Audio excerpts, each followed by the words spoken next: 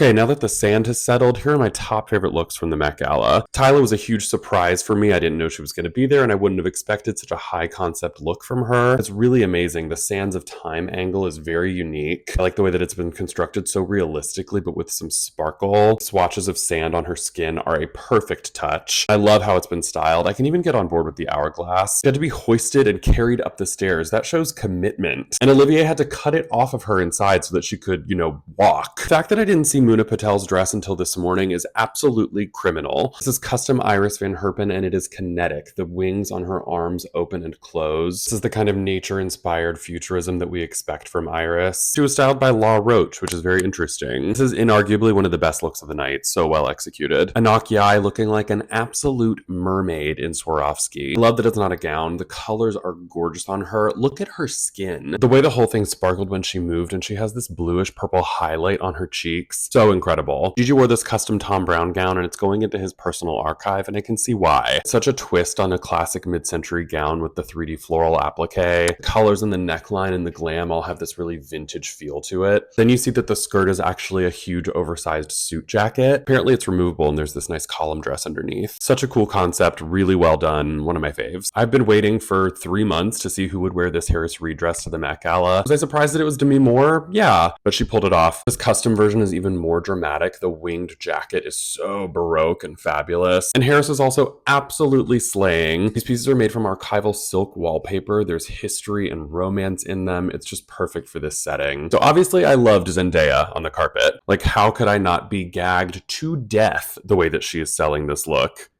It's insane. She's wearing custom Margiela Couture by John Galliano, which is a nod to one of his designs for Dior Couture from 1997. The texture and sheen in the material is giving Christmas ribbon a little bit, but she sold it to me and it is high couture. I've thought about this a lot and her second look does disappoint me a little bit. Givenchy Couture from 1996 by Alexander McQueen with a Philip Treacy headpiece from the spring 2007 Sarabande McQueen collection. If we're pulling archival McQueen, why not pull from that collection, which had some amazing pieces that are perfect for the Garden of Time. Personally, I was hoping that they would recreate this dress for her. It's still a major look, just not the most satisfying. I'm gonna give Bad Bunny a win here. This Margiela Couture outfit has a really Spanish Habsburg couture to it. I think it fits within the decadent aristocracy of the Garden of Time story. The shoes are sort of unsettling, which also works within the theme. I'm so glad that he really goes for it and takes risks. Oh, I'm obsessed with Elle Fanning's Balmain dress. It's made out of resin, apparently emulating an ornamental glass flower vase. It's so unique and dynamic. It's very fantastical, which is something that she really loves to do. Simple styling is really perfect. It's just so romantic. This is Wisdom K and Robert Wynn. The Garden of Time is all about beauty and luxury and impending destruction and death. Those long bias cut pleats and that really opulent coat with the singed edges, it's all really macabre. Like to see it without the hat for a minute just to let the top half breathe, but it's a great look. B. Schaefer is Anna Wintour's daughter, for context. So whether she owned this Sarah Burton from McQueen piece personally or the archives loaned it to her, I'm not sure. It is one of my favorite designs Burton ever created for the house. So dark and just hauntingly beautiful. Alex Sharp wore Balmain men's and it's just so classically aristocratic with the cropped jacket and the cummerbund. Very playful, and I think it fits within the realm of the Garden of Time. Count Axel could have worn this type of fine suit, but it's a little bit sinister and unsettling. I really like it. Loewe has a reputation of working really effectively with artisans of different crafts, and I think Taylor Russell's dress is the perfect example of that. Creating this wood veneered bodice is so impressive. Contrast with the draping is so romantic and classical, but it has a story to it. I interpret this like she's a wood nymph mid-transformation. She carried it so well, and it's unlike anything else that we saw last night. Let me know who had your favorite look, and stay tuned for my least favorites. Okay, bye.